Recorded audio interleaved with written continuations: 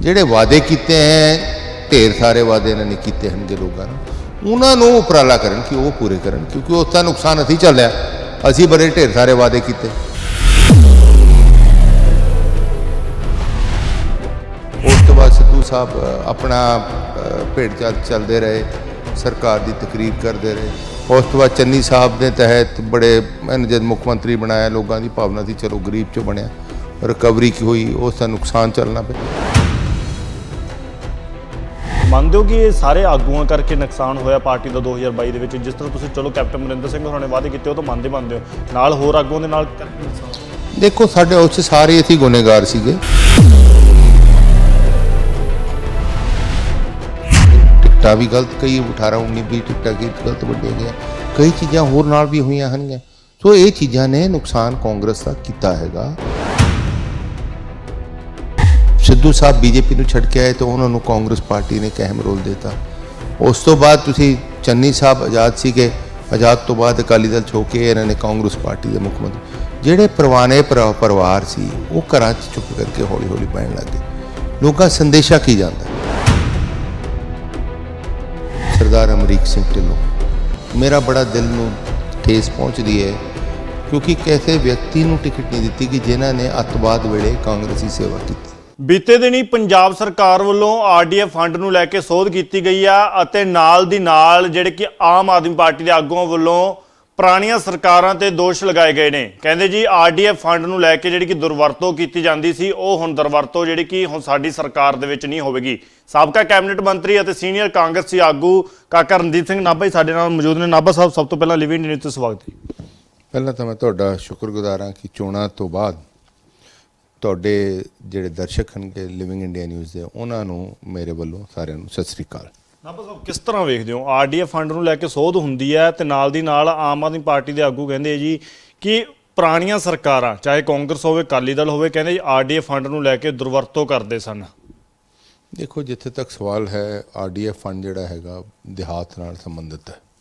ਕੇਂਦਰ ਸਰਕਾਰ ਇਸ ਨੂੰ ਸਾਡੇ ਕੋਲ ਭੇਜਦੀ ਹੈਗੀ, ਔਰ ਜੇ ਆਪਾਂ ਸੋਚੀਏ ਕਿ ਕਿਸੇ 'ਤੇ ਦੋਸ਼ ਲਾ ਕੇ ਵਿਅਕਤੀ ਤੌਰ 'ਤੇ ਕਿਸੇ ਪਾਰਟੀ ਨੂੰ ਨੀਵਾਂ ਦਿਖਾ ਕੇ ਵਿਅਕਤੀ ਤੌਰ 'ਤੇ ਕੋਈ ਇਨਸਾਨ ਉੱਚਾ ਹੋ ਜਾਂਦਾ ਹੈ, ਮੈਂ ਸਮਝਦਾ ਉਸ ਦੀ ਮਾਨਸਿਕਤਾ ਜਾਂ ਉਸ ਦੀ ਸੋਚਣੀ ਜਾਂ ਉਸ ਦੀ ਕਾਬਲੀਅਤ ਉਸ ਤੋਂ ਲੋਕਾਂ ਸਾਹਮਣੇ ਜ਼ਾਹਿਰ ਹੁੰਦੀ ਹੈ, ਜਾਗਰਤ ਹੁੰਦੀ ਹੈ। ਔਰ ਮੇਰਾ ਖਿਆਲ ਜਿਹੜੀ ਵੈਂਡੇਟਾ ਪੋਲੀਟਿਕਸ ਹੈ ਜ਼ਿੰਦਗੀ ਦੇ ਸਫ਼ਰ 'ਚ, ਕਦੇ ਉਹਨੇ ਕਾਮਯਾਬੀ ਨਹੀਂ ਖੱਟੀ। ਇੰਦਰਾ ਜੀ ਦੇ ਤਹਿਤ 1977 'ਚ ਜਦ ਐਮਰਜੈਂਸੀ ਲਾਗੂ ਕੀਤੀ ਸੀਗੀ, ਉਦੋਂ ਉਹਨਾਂ ਨੂੰ ਉਸ ਦਾ ਨੁਕਸਾਨ ਝੱਲਣਾ ਪਿਆ ਔਰ ਉਸ ਤੋਂ ਬਾਅਦ ਦੁਬਾਰਾ ਇੰਦਰਾ ਜੀ ਦੀ ਸਰਕਾਰ ਬਣੀ।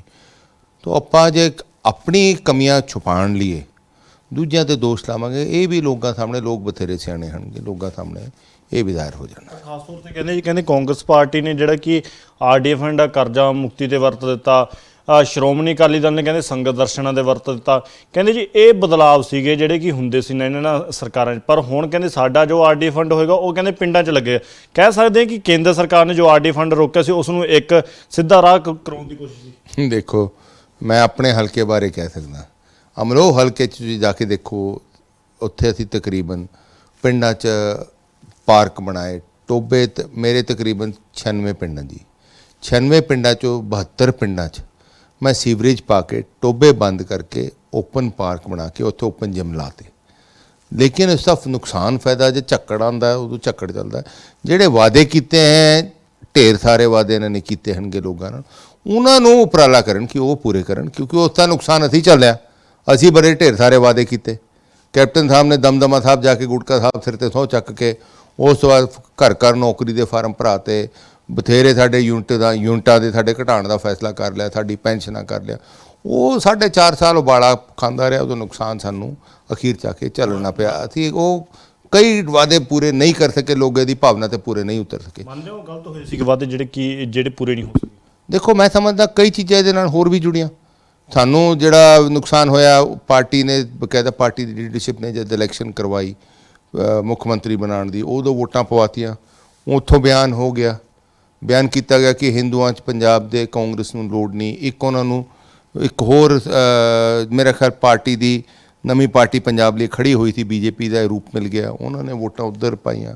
ਉਸ ਤੋਂ ਬਾਅਦ ਸਿੱਧੂ ਸਾਹਿਬ ਆਪਣਾ ਭੇਡ ਚਾਲ ਚੱਲਦੇ ਰਹੇ, ਸਰਕਾਰ ਦੀ ਤਕਰੀਰ ਕਰਦੇ ਰਹੇ।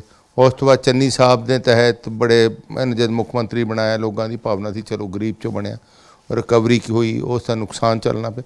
ਤੋ ਕਈ ਚੀਜ਼ਾਂ ਜੁੜਦੀਆਂ ਗਈਆਂ। ਔਰ ਜਿਹੜਾ ਕਹਿੰਦੇ ਪਤੀਲਾ ਉਬਾਲਾ 4.5 ਸਾਲ ਦਾ ਮਾਰਦਾ ਰਿਹਾ ਕੈਪਟਨ ਸਾਹਿਬ ਦੇ ਸਮੇਂ ਤੋਂ, ਆਖਿਰ 'ਚ ਉਬਾਲਾ ਖਾ ਗਿਆ। ਲੋਕਾਂ ਦੀ ਜਿਹੜੀ ਭਾਵਨਾ ਸੀ ਉਹਨੂੰ ਨੁਕਸਾਨ ਹੋਇਆ, ਠੇਸ ਪਹੁੰਚੀ।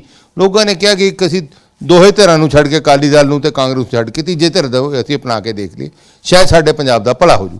ਜੇ ਇਹ ਵੀ ਨਹੀਂ ਕਰਨਗੇ ਇਹਨਾਂ ਨੂੰ ਵੀ ਲੋਕ ਨਕਾਰ ਦੇਣਗੇ। ਕਹਿ ਸਕਦੇ ਹਾਂ ਕਾਫੀ ਆਗੂਆਂ ਦੇ, ਜਿਸ ਤਰ੍ਹਾਂ ਤੁਸੀਂ ਨਾਮ ਲਏ ਕਿ ਚਲੋ ਨਵਜੋਤ ਸਿੰਘ ਸਿੱਧੂ ਆਪਣੇ ਰਾਹ ਚੱਲਦੇ ਰਹੇ, ਚਰਨਜੀਤ ਸਿੰਘ ਚੰਨੀ ਹੋਰਾਂ ਨੂੰ ਮੁੱਖ ਮੰਤਰੀ ਬਣਾਇਆ ਗਿਆ, ਵੋਟਾਂ ਪਵਾਈਆਂ ਗਈਆਂ ਕਿ ਮੁੱਖ ਮੰਤਰੀ ਕੌਣ ਹੋਵੇਗਾ।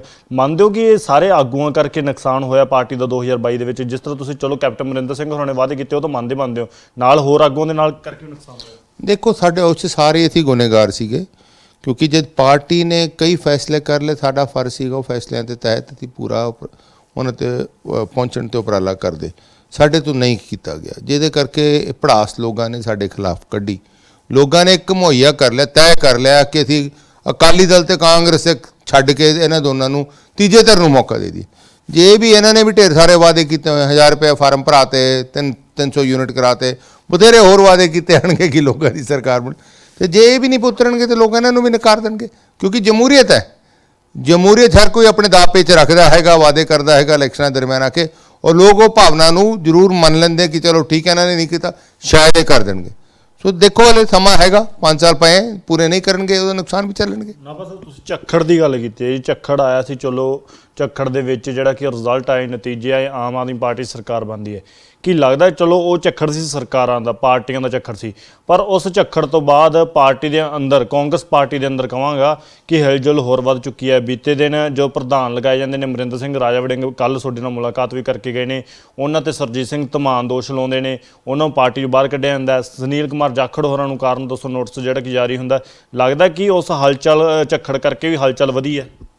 ਦੇਖੋ ਜਿੱਥੇ ਤੱਕ ਸਵਾਲ ਹੈ, ਕੋਈ ਵੀ ਹੋਏ, ਆਪਣਾ ਘਰ ਵੀ ਹੋਏ, ਆਪਣੇ ਬੱਚਿਆਂ ਨੂੰ ਆਪਾਂ ਚੰਗੇ ਸੰਸਕਾਰ ਨਹੀਂ ਦੇਵਾਂਗੇ ਨਾ, ਘਰ ਨੂੰ ਅਖੀਰ 'ਚ ਉਹ ਘਰ ਨੂੰ ਲੈ ਕੇ ਉੱਜੜ ਜਾਣਗੇ। ਤੋ ਜੇ ਡਿਸਪਲਿਨ ਪਾਰਟੀ 'ਚ ਮੇਨਟੇਨ ਨਹੀਂ ਹੁੰਦਾ, ਉਸ ਪਾਰਟੀ ਦਾ ਨੁਕਸਾਨ ਹੁੰਦਾ ਹੀ ਹੈ। ਤਾਂ ਡਿਸਪਲਿਨ 'ਚ ਰਹਿਣਾ ਚਾਹੀਦਾ ਸੀਗਾ। ਟਿਕਟਾਂ ਵੀ ਗਲਤ, ਕਈ 18 19 20 ਟਿਕਟਾਂ ਅਖੀਰ 'ਚ ਗਲਤ ਵੰਡੀਆਂ ਗਈਆਂ, ਕਈ ਚੀਜ਼ਾਂ ਹੋਰ ਨਾਲ ਵੀ ਹੋਈਆਂ ਹਨਗੀਆਂ। ਸੋ ਇਹ ਚੀਜ਼ਾਂ ਨੇ ਨੁਕਸਾਨ ਕਾਂਗਰਸ ਦਾ ਕੀਤਾ ਹੈਗਾ। ਇਸ 'ਤੇ ਕਾਂਗਰਸ ਪਾਰਟੀ ਨੂੰ ਜ਼ਰੂਰ ਗੌਰ ਕਰਨੀ ਚਾਹੀਦੀ ਹੈ ਔਰ ਇਨਡਿਸਪਲਿਨ ਨੂੰ ਟੋਲਰੇਟ ਨਹੀਂ ਕਰਨਾ ਚਾਹੀਦਾ, ਚਾਹੇ ਕੋਈ ਵੀ, ਚਾਹੇ ਰਣਦੀਪ ਸਿੰਘ ਨਾਭਾ ਵੀ ਉਹਦੇ ਨਾਲ ਸੰਬੰਧਿਤ ਹੈ।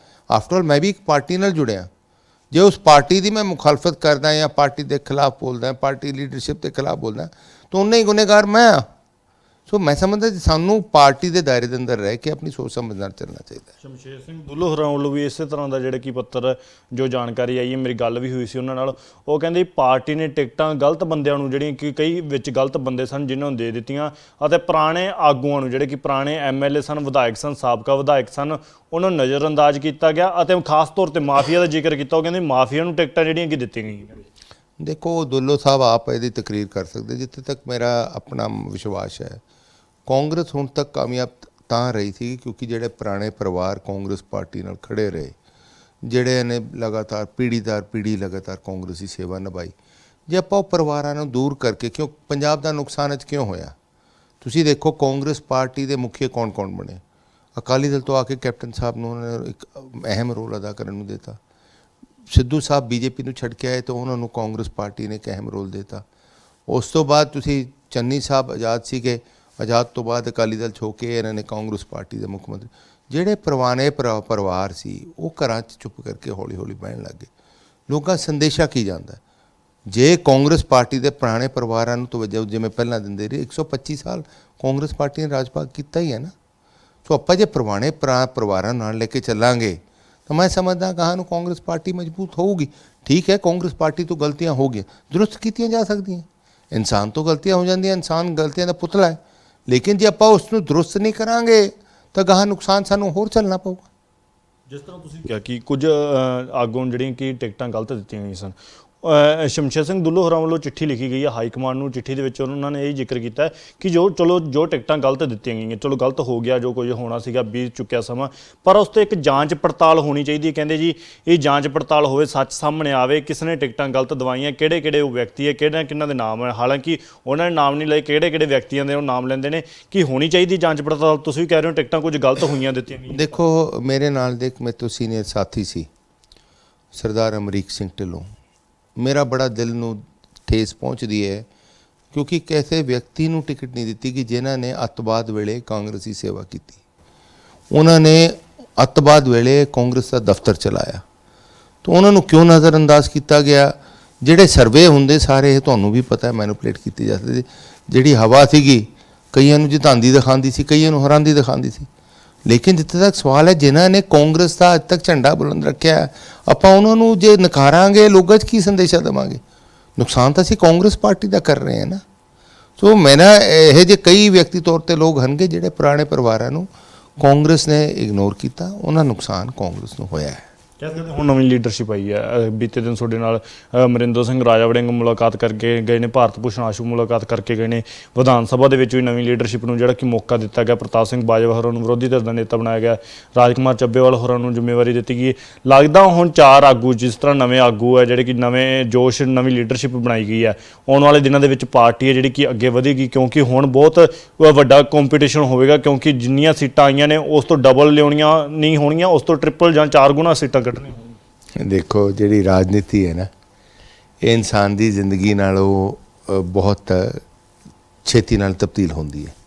ਮੈਨੂੰ ਉਹ ਦਿਨ ਵੀ ਯਾਦ ਹੈ ਜਦ ਭਾਜਪਾ ਦੀ ਦੇਸ਼ 'ਚ ਕੁੱਲ 2 ਸੀਟਾਂ ਸੀਗੀਆਂ ਪਾਰਲੀਮੈਂਟ 'ਚ। ਅੱਜ ਲਗਾਤਾਰ ਭਾਜਪਾ 10 ਸਾਲ ਅੱਜ ਰਾਜ ਭਾਗ 'ਚ ਬੈਠੀ ਹੈ। ਸ਼ਾਇਦ 2024 'ਚ ਵੀ ਉਹਨਾਂ ਦੀ ਸੰਭਾਵਨਾ ਹੈ, ਜਿਵੇਂ ਜਿਸ ਤਰੀਕੇ ਨਾਲ ਉਹ ਆਸ ਕਰੀ ਬੈਠੇ ਹਨਗੇ। ਆਪਾਂ ਇਹ ਨਹੀਂ ਸੋਚ ਸਕਦੇ ਕਿ ਇਹਨਾਂ 'ਤੇ ਜ਼ਿੰਮੇਵਾਰੀ ਅੱਜ ਪਾਈ ਹੈ। ਪ੍ਰਤਾਪ ਸਿੰਘ ਬਾਜਵਾ ਪ੍ਰदेश ਦੇ ਅਧਿਕਸ਼ ਰਹੇ, ਰਾਜ ਸਭਾ ਦੇ MP ਰਹੇ, ਇੱਕ ਤਜਰਬੇਦਾਰ ਇਨਸਾਨ ਹਨ। ਔਰ ਐਸੀਆਂ ਤੋਂ, ਕਿਉਂਕਿ ਪ੍ਰਤਾਪ ਸਿੰਘ ਬਾਜਵਾ ਇੱਕ ਮਾਝੇ ਤੋਂ ਹਨ, ਸਿੱਖ ਚਿਹਰਾ ਹਨਗੇ, ਔਰ ਪੰਜਾਬ ਨੂੰ ਇੱਕ ਸਿੱਖ ਚਿਹਰੇ ਦੀ ਲੋੜ ਸੀ। ਔਰ ਦੂਜੇ ਪਾਸੇ ਛੱਬੇਵਾਲ ਸਾਹਿਬ ਸਾਡੇ SC ਵਰਗ ਦੇ ਹਨ, ਦੁਆਬੇ 'ਚੋਂ ਆ ਗਏ ਹਨਗੇ। ਔਰ ਰਾਜਾ ਵੜਿੰਗ ਜੀ ਸਾਡੇ ਬਾਦਲ ਸਾਹਿਬ ਦੇ ਏਰੀਏ 'ਚੋਂ, ਬੈਲਟ 'ਚੋਂ ਆਏ ਹਨਗੇ। ਉਹ ਵੀ ਇੱਕ ਸਿੱਖ ਪਰਿਵਾਰ ਨਾਲ ਜੁੜੇ ਹਨਗੇ। ਇੱਕ ਹਿੰਦੂ ਨੂੰ ਭਾਰਤ ਭੂਸ਼ਣ ਆਸ਼ੂ ਜੀ ਨੂੰ ਜ਼ਿੰਮੇਵਾਰੀ ਦਿੱਤੀ ਹੈ। ਹਰ ਵਰਗ ਨੂੰ ਕਾਂਗਰਸ ਪਾਰਟੀ ਨੇ ਨੁਮਾਇੰਦਗੀ ਦੇਣ ਦਾ ਉਪਰਾਲਾ ਕੀਤਾ ਹੈ, ਤਾਂ ਕਿ ਕਾਂਗਰਸ ਪਾਰਟੀ ਦਾ ਸੰਗਠਨ ਮਜ਼ਬੂਤ ਹੋ ਸਕੇ। ਔਰ ਮੇਰੀ ਇਹਨਾਂ ਲਈ ਸ਼ੁਭਕਾਮਨਾ ਹੈ, ਤਾਂ ਕਿ ਗਾਹਾਂ ਨੂੰ ਜਿਹੜੀ ਜ਼ਿੰਮੇਵਾਰੀ ਪਾਰਟੀ ਨੇ ਇਹਨਾਂ ਨੂੰ ਦਿੱਤੀ ਹੈ, ਉਹਨੂੰ ਬੇਖੂਬੀ ਨਾਲ ਨਿਭਾਉਣ ਔਰ ਤਕੜੇ ਹੋ ਕੇ ਕਾਂਗਰਸ ਪਾਰਟੀ ਦੇ ਸੰਗਠਨ ਨੂੰ ਮਜ਼ਬੂਤ ਕਰਨ, ਲੋਕਾਂ ਤੱਕ ਪਹੁੰਚਣ ਦਾ ਉਪਰਾਲਾ ਕਰੀ। ਜਿਹੜਾ ਅਸੀਂ ਨਹੀਂ ਕਰ ਸਕੇ ਸੀਗੇ, ਸਾਡੇ 'ਚ ਜਿਹੜੀ ਕਮੀਆਂ ਪੇਸ਼ੀਆਂ ਰਹਿ ਗਈਆਂ ਆ ਪਿਛਲੇ 5 ਸਾਲ, ਸਾਨੂੰ ਜਿਹਦੇ ਕਰਕੇ ਸੰਤਾਪ ਭੋਗਣਾ ਪਿਆ, ਉਹ 'ਚ ਸੁਧਾਰ ਕਰਨ ਦੀ ਲੋੜ ਹੈ। ਨਾ ਬਸ ਚਲੋ ਵਿਰੋਧੀ ਧਿਰਾਂ ਦੇ, ਦੂਜੀਆਂ ਧਿਰਾਂ ਦੀ ਗੱਲ ਕਰਾਂਗੇ, ਕਿਉਂਕਿ ਕਾਂਗਰਸ ਪਾਰਟੀ ਦੀ ਬਹੁਤ ਗੱਲ ਹੋ ਗਈ। ਭਾਰਤੀ ਜਨਤਾ ਪਾਰਟੀ ਦੇ ਆਗੂ ਵਫਦ ਅੱਜ ਰਾਜਪਾਲ ਹੋਰਾਂ ਨਾਲ ਮੁਲਾਕਾਤ ਕਰਕੇ ਆਏ ਨੇ। ਕਿ ਦਿੱਲੀ ਦੇ ਵਿੱਚ ਜੋ ਅਧਿਕਾਰੀ ਮੁਲਾਕਾਤ ਕਰਕੇ ਆਏ ਸਨ, ਉਸ ਤੋਂ ਇਲਾਵਾ ਪੰਜਾਬ ਦੇ ਵਿੱਚ ਜੋ ਕਾਨੂੰਨ ਵਿਵਸਥਾ ਉਸ ਨੂੰ ਲੈ ਕੇ ਮੁਲਾਕਾਤ ਜਿਹੜੀ ਕੀਤੀ ਗਈ, ਕਿਸ ਤਰ੍ਹਾਂ ਵੇਖਦੇ ਤੁਸੀਂ? ਦੇਖੋ, ਹਾਲਾਤ ਪੰਜਾਬ ਦੇ ਵਿੱਚ ਠੀਕ ਨਹੀਂ ਹਨਗੇ, ਕਿਉਂਕਿ ਮੈਂ ਦੇਖ ਰਿਹਾ ਸੀ ਕਤਲ ਬੜੇ ਪੰਜਾਬ 'ਚ ਹੋਏ। ਮੇਰੇ ਆਪਣਾ ਹਲਕੇ 'ਚ ਇੱਕ ਪਿੰਡ ਰੰਘੇੜਾ ਹੈ, ਜਿੱਥੋਂ ਇੱਕ ਲੜਕੀ ਨੂੰ ਅਗਵਾ ਕੀਤਾ ਗਿਆ। ਮੈਂ ਧੰਨਵਾਦ ਕਰਦਾ SSP ਫਤਿਹਗੜ੍ਹ ਸਾਹਿਬਾਨ ਨੇ, ਉਹਨਾਂ ਨੇ ਜ਼ੋਰ ਪਾ ਕੇ ਪੁਲਿਸ ਫੋਰਸ ਭੇਜ ਕੇ ਉਹਨੂੰ ਕੁੰਡਲੀ ਬੈਰੀਅਰ ਤੋਂ ਰਿਕਵਰ ਕਰ ਲਿਆ ਲੜਕੀ, ਨਹੀਂ ਤਾਂ ਉਹ ਦੁਬਈ ਚਲ ਜਾਂਦੀ। ਲੇਕਿਨ ਹਾਲਾਤ ਜਿਹੜੇ ਹਨਗੇ ਪੰਜਾਬ ਦੇ ਖਾਤਕ ਮੋੜ 'ਤੇ ਖੜੇ ਹਨਗੇ, ਅੱਜ ਬਚਾਉਣ ਦੀ ਲੋੜ ਹੈ। ਔਰ ਮੇਰਾ ਖਿਆਲ ਜਿੱਥੇ ਤੱਕ ਸਵਾਲ ਹੈਗਾ ਪੰਜਾਬ ਦੇ ਭਵਿੱਖ ਦਾ, ਉੱਥੇ ਸਾਨੂੰ ਕਿਵੇਂ ਪੰਜਾਬ ਦਾ ਭਵਿੱਖ ਬਚਾਉਣਾ ਪੈਣਾ, ਕਿਉਂਕਿ ਅੱਤਵਾਦ ਦੇ ਤਹਿਤ ਪੰਜਾਬ ਨੇ ਬੜਾ ਨੁਕਸਾਨ ਝੱਲੇ।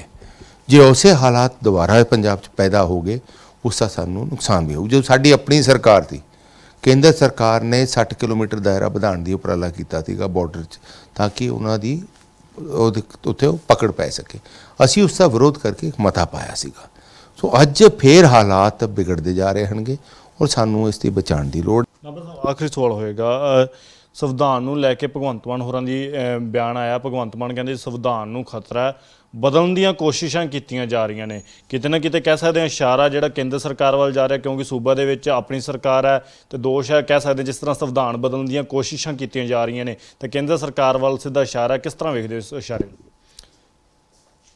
ਇਹ ਮੈਂ ਪਹਿਲਾਂ ਜਦ ਵਜ਼ੀਰ ਤੋਂ ਬਣਨ ਤੋਂ ਪਹਿਲਾਂ ਵੀ ਨਾ, ਪਿਛਲੀ ਸਰਕਾਰ ਵੇਲੇ, ਆਪਣੀ ਸਰਕਾਰ ਵੇਲੇ, ਉਦੋਂ ਵੀ ਮੈਂ ਜ਼ਿਕਰ ਕਰਦਾ ਸੀ ਕਿ ਅਸੀਂ ਦਿਹਾੜੇ ਮਨਾਉਂਦੇ ਹਾਂ, ਔਰ ਉਹਨਾਂ ਲੋਕਾਂ ਦੇ ਦਿਹਾੜੇ ਮਨਾਉਂਦੇ ਹਾਂ ਜਿਨ੍ਹਾਂ ਲੋਕਾਂ ਨੇ ਕੁਰਬਾਨੀ ਦੇ ਕੇ ਅੰਗਰੇਜ਼ਾਂ ਦੇ ਜ਼ੁਲਮ ਤੋਂ ਸਾਡੇ ਦੇਸ਼ ਨੂੰ ਅੰਗਰੇਜ਼ਾਂ ਦੇ ਜ਼ੁਲਮ ਤੋਂ ਰਿਹਾਈ ਦਿਲਾਈ ਸੀ।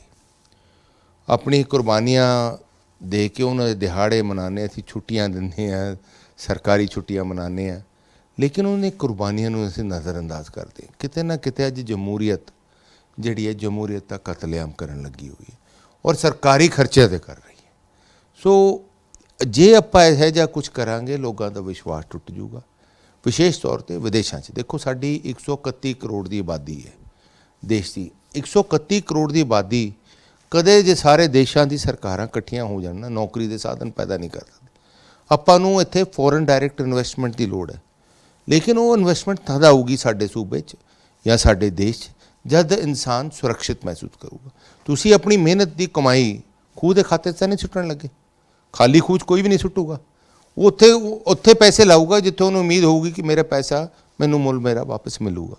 ਤੇ ਜਿੱਥੇ ਇਨਸਾਨ ਅਸੁਰੱਖਿਅਤ ਮਹਿਸੂਸ ਕਰੂਗਾ, ਜਿੱਥੇ ਜਾਤ ਪਾਤ ਤੇ ਦੇਸ਼ ਨੂੰ ਵੰਡਿਆ ਜਾਊਗਾ ਜਾਂ ਐਸੇ ਹਾਲਾਤ ਬਣ ਜਾਣਗੇ ਜਿੱਥੇ ਲੋਕਾਂ 'ਤੇ ਡਰ ਭੈ ਦੀ ਭਾਵਨਾ ਹੋ ਜਾਊਗੀ, ਮੈਂ ਸਮਝਦਾ ਉਹ ਦੇਸ਼ ਤਰੱਕੀ ਨਹੀਂ ਕਰ ਸਕਦਾ। ਇਹੀ ਸੋਚ ਨਾਲ ਸਾਡੇ ਦੇਸ਼ ਨੇ ਆਜ਼ਾਦੀ ਲਿੱਤੀ ਸੀ ਔਰ ਸਾਨੂੰ ਉਸ ਆਜ਼ਾਦੀ ਨੂੰ ਪੂਜਣਾ ਚਾਹੀਦਾ ਹੈ, ਉਸ ਆਜ਼ਾਦੀ ਨੂੰ ਬਰਕਰਾਰ ਰੱਖਣਾ ਚਾਹੀਦਾ ਹੈ ਔਰ ਦੇਸ਼ ਦੀ ਆਵਾਜ਼ ਨੂੰ ਬੁਲੰਦ ਰੱਖਣਾ ਚਾਹੀਦਾ ਹੈ। ਜਿਸ ਤਰ੍ਹਾਂ ਦਾ ਬਿਆਨ ਸੰਵਿਧਾਨ ਬਦਲਣ ਦੀ ਕੋਸ਼ਿਸ਼ ਕੀਤੀ ਜਾ ਰਹੀ ਹੈ, ਤੁਹਾਡੇ ਮੁਤਾਬਿਕ ਬਦਲਣ ਦੀ ਕੋਸ਼ਿਸ਼ ਹੋ ਰਹੀ ਹੈ ਜਾਂ ਨਹੀਂ ਹੋ ਰਹੀ? ਦੇਖੋ, ਮੈਨੂੰ ਇਹਦੇ ਬਾਰੇ ਤਕਰੀਰ ਕਰਨਾ ਉਚਿਤ ਨਹੀਂ ਮੈਂ ਸਮਝਾਂਗਾ। ਮੇਰੇ ਖਿਆਲ ਹਲੇ ਸੰਵਿਧਾਨ ਦੇ ਤਹਿਤ ਕੋਈ ਆਇਆ ਤਾਂ ਹੈ ਨਹੀਂ ਸਾਹਮਣੇ ਜਿਹੜਾ ਆਪਾਂ ਕਹੀਏ। ਜੇ ਕਿ ਆਪਾਂ ਆਰੋਪ ਦੂਸ਼ਣਬਾਜ਼ੀ 'ਤੇ ਵਿਸ਼ਵਾਸ ਕਰਾਂਗੇ ਆਪਣੀ ਕਮਜ਼ੋਰੀਆਂ ਢੱਕਣ ਨਹੀਂ, ਮੈਂ ਸਮਝਦਾ ਉਸ 'ਚ ਸਾਡੇ 'ਚ ਵੀ ਘਾਟ ਹੋਊਗੀ ਕਿ ਪਹਿਲਾਂ ਉਹਨਾਂ ਨੂੰ ਪਹਿਲ ਕਰਕੇ ਜਿਹੜੇ ਸੰਵਿਧਾਨ ਦੇ ਤਹਿਤ ਕੁਝ ਤਬਦੀਲੀ ਲਿਆਉਣ ਦਾ ਉਪਰਾਲਾ ਕੀਤਾ ਜਾਊਗਾ, ਫਿਰ ਪੰਜਾਬ ਦੇ ਲੋਕ ਇਕੱਠੇ ਹੋ ਕੇ ਉਸ ਦਾ ਵਿਰੋਧ ਕਰਨਗੇ। ਜਿਵੇਂ 3 ਕਾਲੇ ਕਾਨੂੰਨ ਦੇਸ਼ 'ਚ ਥੋਪੇ ਗਏ ਸੀਗੇ ਕਿਸਾਨਾਂ ਦੇ ਖਿਲਾਫ, ਸਾਰਾ ਦੇਸ਼ ਉਹਦੇ ਤਹਿਤ ਵਿਦੇਸ਼ਾਂ ਨੇ ਸਾਨੂੰ ਸਹੂਲਤ ਦੇ ਕੇ ਨਾਲ ਸਹਾਇਤਾ ਦੇ ਕੇ ਸਾਨੂੰ ਮਜ਼ਬੂਤੀ ਦਿੱਤੀ ਔਰ ਉੱਥੇ ਜਾ ਕੇ ਅਸੀਂ ਇਹ ਜਿੱਤ ਹਾਸਲ ਕੀਤੀ। ਪੰਜਾਬ ਪਿੱਛੇ ਬੈਠਣ ਵਾਲਾ ਨਹੀਂ ਹੈ। ਪੰਜਾਬ ਦੇ ਲੋਕ ਸੜਕਾਂ 'ਤੇ ਉਤਰੇ ਆਉਂਦੇ ਹੁੰਦੇ ਆ। ਸੋ ਇਹ ਹਲੇ ਆਪਾਂ ਦੇਖਦੇ ਹਾਂ ਕਿ ਮਾਹੌਲ ਬਣਦਾ ਹੈਗਾ, ਗਾਹਾਂ ਨੂੰ ਉਸ ਮਾਹੌਲ ਦੇ ਅਨੁਸਾਰ ਆਪਾਂ ਚੱਲਾਂਗੇ। ਬਹੁਤ ਬਹੁਤ ਸ਼ੁਕਰੀਆ। ਸਾਡੇ ਨਾਲ ਕਾਕਾ ਰਣਦੀਪ ਸਿੰਘ ਨਾਭਾ ਸੀਨੀਅਰ ਕਾਂਗਰਸੀ ਆਗੂ ਅਤੇ ਸਾਬਕਾ ਕੈਬਨਿਟ ਮੰਤਰੀ ਮੌਜੂਦ ਸਨ, ਜਿਨ੍ਹਾਂ ਦਾ ਸਾਫ਼ ਤੌਰ ਤੇ ਕਹਿਣਾ ਹੈ ਕਿ ਵੋਟਾਂ ਦੇ ਦੌਰਾਨ ਝੱਖੜ ਆਇਆ ਸੀ, ਉਸਦੇ ਨਤੀਜੇ ਆ ਚੁੱਕੇ ਨੇ, ਪਰ ਨਾਲ ਦੀ ਨਾਲ ਮਹੀਨੇ ਦੇ ਵੱਧ ਜਿਹੜਾ ਕਿ ਸਮਾਂ ਹੋ ਚੁੱਕਿਆ ਜੋ ਵਾਅਦੇ ਕੀਤੇ ਗਏ ਸਨ, ਕਿਉਂਕਿ ਕਾਂਗਰਸ ਸਰਕਾਰ ਨੂੰ ਕਿਤੇ ਨਾ ਕਿਤੇ ਵਾਅਦਿਆਂ ਦਾ ਨੁਕਸਾਨ ਹੋਇਆ ਅਤੇ ਆਮ ਆਦਮੀ ਪਾਰਟੀ ਨੇ ਜੋ ਵਾਅਦੇ ਕੀਤੇ ਨੇ ਉਹਨਾਂ ਨੂੰ ਜਿਹੜਾ ਕਿ ਪੂਰਾ ਕੀਤਾ ਜਾਵੇ, ਕਿਉਂਕਿ ਲੋਕਾਂ ਨੇ ਬਹੁਤ ਸਾਰੀਆਂ ਆਸਾਂ ਉਮੀਦਾਂ ਨੇ ਜਿਹੜੀਆਂ ਕਿ ਆਮ ਆਦਮੀ ਪਾਰਟੀ ਤੋਂ ਜਿਤਾਈਆਂ ਨੇ। ਕੈਮਰਾਮੈਨ ਤਜਿੰਦਰ ਦੇ ਨਾਲ ਕਮਲਦੀਪ ਲਿਵੀ, ਇੰਡੀਆ ਨਿਊਜ਼, ਚੰਡੀਗੜ੍ਹ।